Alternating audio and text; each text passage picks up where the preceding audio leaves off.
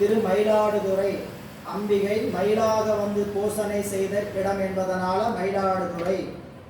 அதே போல திரு மயிலாப்பூர் அம்பிகை மயிலாக வந்து பூசை செய்த இடம் திருமயிலாப்பூர். அதுபோலவே அம்பிகை காஞ்சியில் ஏகாம்பரத்தில் வந்து பூசனை செய்த இடம். இப்படி அம்பிகை பூசை செய்த திருத்தலங்கள் சில சொல்லப்படும். அதுல சக்தி முற்றம். ஏன் சக்தி முற்றம்னு பேர் வந்துன்னு கேட்டீங்கன்னா, அம்மை தன்னுடைய அன்பை இறைவனிடம் காட்டும் பொருட்டு சிவலிங்க திருமேனியை தழுவி முத்தம் கொடுத்ததனால் சக்தி முத்தம் சக்தி முற்றம் என்று வழங்கப்படுகிறது. திருக்கோயில் வந்து நீங்கள் திருவளஞ்சுழி சாமிமலை பேருந்து நிறுத்தத்தில் இறங்குனீங்கன்னா இடதுபுறம் திரும்பினீங்கன்னா திருவளஞ்சுழி ஒரு கிலோமீட்டர் நடந்து போகணும். முன்னாடியே சாமிமலை, அதை முன்னாடியே வளஞ்சுழி, அதை தாண்டி போனீங்கன்னா சாமிமலை. வலதுபுறம் ரோடு திரும்பினீங்கன்னா ஒரு கிலோமீட்டரில் திரு பட்டீச்சரம் பாடல் பெற்ற தலம். பட்டீச்சரம் இந்த திருத்தலம், இந்த தெருவில் பட்டீச்சரம் இருக்கும். அடுத்த தெருவில் சக்தி முற்றம் இருக்கும். ஒரு தெரு விட்டு ஒரு தெரு பாடல் பெற்ற திருக்கோயில் அமைந்திருப்பது இந்த திருக்கோயில். சென்று சேர்ந்து திரு சக்தி முற்றத்தில் சென்று சேர்ந்த அப்பர் பெருந்தகை திரு சக்தி முற்றத்தில் இருந்த சிவக்கொழுந்தை, அங்கே இருக்கக்கூடிய இறைவருக்கு பெயர் சிவக்கொழுந்தீசர் என்ற திருநாமம் உடையவர். பாடலையும் அப்படிதான் சொல்ல போறார். நீங்க அங்க பார்த்தபோது சுடற்கொழுந்தநாதன் பார்த்தோம். எங்கீங்க தூங்கானை மாடத்து பெருமானுக்கு பெயர் சுடற்கொழுந்தீசர் என்று பெயர். அதே இங்க இருக்கக்கூடிய சாமிக்கு பேரு சிவக்கொழுந்தீசர் என்று பெயர். என்று சிவக்கொழுந்தை குன்றமகள் தன் மணக்காதல் குலவும் பூசை கொண்டு அருளும் என்றும் இனிய பெருமானே. குன்றமகள் உமையம்மை. குன்று என்பது மலை, மலையினுடைய மகள், மலைமகளாக இருக்கக்கூடிய அம்மையினுடைய மணக்காதல் குலவும் பூசை கொண்டு அருள். இறைவன் நம்ம ஏற்கனவே ஒரு திருத்தலம் திருவாசகத்தில் வரும். திருவாஞ்சியத்தில் சீர்பெற இருந்து மறுவார் குழலியோடு மகிழ்ந்த வண்ணமும். வாஞ்சியம் அப்படிங்கிற ஒரு திருத்தலம் பாண்டிய நாட்டில் இருக்கக்கூடிய ஒரு தலம். சோழ நாட்டில் கும்பகோணத்தை தாண்டி மயிலாடுதுறைக்கு போகக்கூடிய வழியில் இருக்கக்கூடியது. ஏன் வாஞ்சியம்னு பேர் வந்ததுன்னா, அந்த திருக்கோயிலில் ஒரு பெண் ஒருவர் இறைவனை பூஜை செய்கின்ற பொழுது பெருமான் மீது மிக காதல் கொண்டு ஒரு நாள் திருமேனியை கட்டி தழுவுகிறார். அதனால சாமிக்கு அங்கே வாஞ்சியநாதர், வாஞ்சையை தீர்த்ததனால வாஞ்சியநாதர் என்று பெயர். அந்த பெண்ணையே அம்பிகையோடு இறைவன் ஒடுக்கிய தலம்.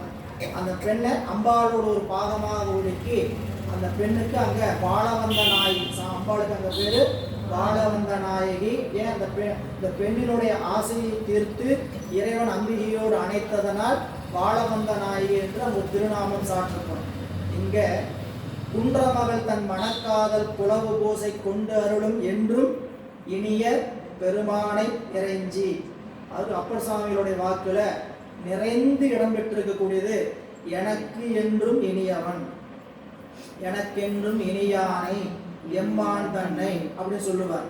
இன்னொரு இடத்துல பார்த்தீங்கன்னா கனியினும் கட்டிப்பட்ட கரும்பினும் பனிமலர் குல அதுதான் இனியன் தன்னடைந்தார்க்கு இடைமருதனே அப்படின்னு சொல்லுவார். இனியங்கிற வார்த்தை ரொம்ப அதிகமா நம்மளோட அப்பர் பெருமான் பயன்படுத்தியிருப்பார். அப்படி என்றும் இனிய பெருமானை இறைஞ்சி இயல்பில் திருப்பணிகள் முன்றில் அணைந்து செய்து. திருப்பணியை முன்றில் அணைந்து எங்க பெருமானுடைய திருக்கோயில் முன்பாக இயல்பாக அவர் செய்யக்கூடிய உளவார திருத்தொண்டை செய்து முன்றில் அணைந்து செய்து தமிழ் மாலைகளும் சாத்துவார் ஆகி. அப்போ இங்கே திருச்சக்தி முற்றத்துக்கு வந்தோடனே அப்புறம் திருமாலைகள் அதிகம் பாடுறார். பாடும்போது அவருக்கு ஒரு திருக்குறிப்பு வருகிறது. பெருமானே, உங்களுடைய திருவடிகளை என் தலைமையில் சூட்ட வேண்டும். ஏன் இப்படி கேட்டார் அப்படின்னு கேட்டதுக்கு நம்ம அந்த திருப்பதிகத்தினுடைய ஆழத்தை பார்த்தீங்கன்னா, இந்த உடம்பு நோய்வாய்ப்பட்டு இறப்பதற்கு முன்னதாக உங்களுடைய திருவடிகளை என் தலைமையில் பொறித்து வையுங்கள் அப்படின்னு திருவடி தேய்க்கே கேட்கிறார். இப்போ ஏன் இப்படி அப்பர் பெருந்தகை கேட்டாருங்கிறதுக்கு நம்ம பெரியவர்கள் என்ன காரணம் காட்டுவாங்கன்னு பார்த்தீங்கன்னா, தூங்கானை மாடத்தில் தோளும், அதாவது தோளில் நந்தி முத்திரையும் சூளமுத்திரையும், அவர் சூளமுத்திரை கேட்டார், பெருமான் நந்திய பெருமான் முத்திரையும் சேர்த்து வழங்கி சென்றார். அப்படி கேட்டு பெற்ற பிறகும் இவருக்கு இன்னும் முழுமையாக சமண சமயத்தினுடைய தொடக்கிலிருந்து நீங்கினது அவருக்கு முழுமை பெறல். சமண சமயத்துல நான் இவ்வளவு நாட்டில் இருந்துட்டோமே அப்படிங்கிறது அவருடைய நெஞ்சில அவ்வாறு உறுத்தி கொண்டே இருக்கிறது. அதன் காரணமாக திருச்சத்தி முற்றத்துல சாமிகிட்ட திருவடி பேரு கேட்கிறார். அதான் சொல்றார், கோவாய் முடுகி என்று எடுத்து கூற்றம் வந்து குமைப்பதன் முன் பூவார்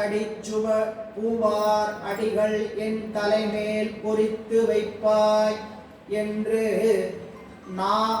பதிகம் பாடுதலும் நாதன் தானும் நல்லூரில் வா வா என்று அருள் செய்ய வணங்கி மகிழ்ந்து வாகீசர்.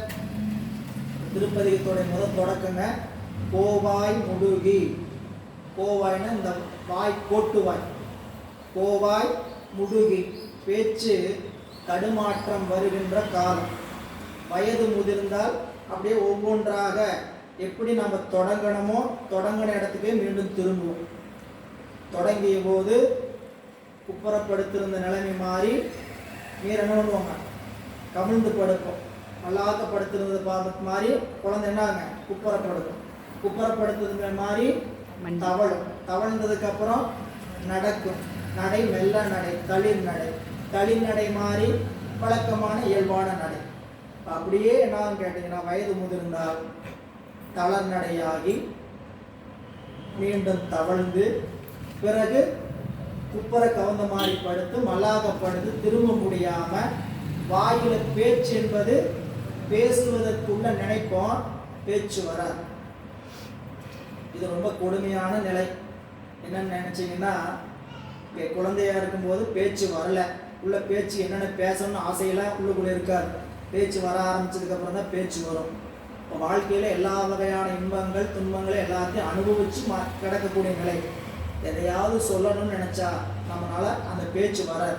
இந்த வயது ரொம்ப முதிர்ந்து படுக்கையில கிடக்கிறவங்களுக்கு தான் அந்த வேதனை உண்மையா உணர முடியும். இறைவன் இப்படியெல்லாம் இந்த வினைப்பலனை கொடுக்குறாங்கிறத நாம் சிந்திக்கணும்.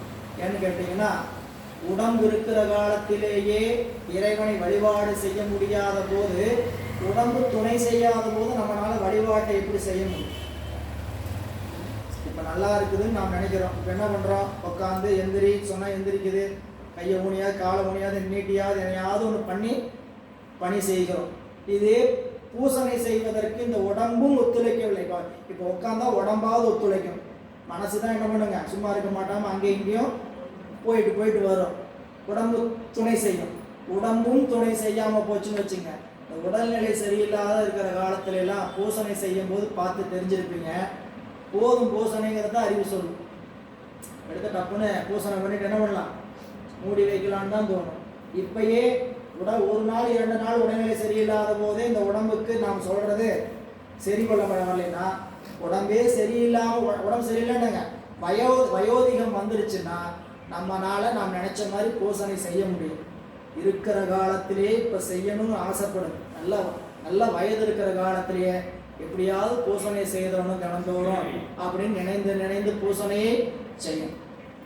அதனாலதான் இங்க கோவாய் முடுகி அடுகிற கூற்றம் குமைப்பதன் முன் பூவார் அடிச்சுவடு என்மேல் பொறித்துவை சொல்லிட்டு சொல்றார். போகவிடின் திருப்பதிகம் பதிகத்துல சொல்றார், கோவாய் முடுகி அடுகிற கூற்றம் குமைப்பதன் முன்.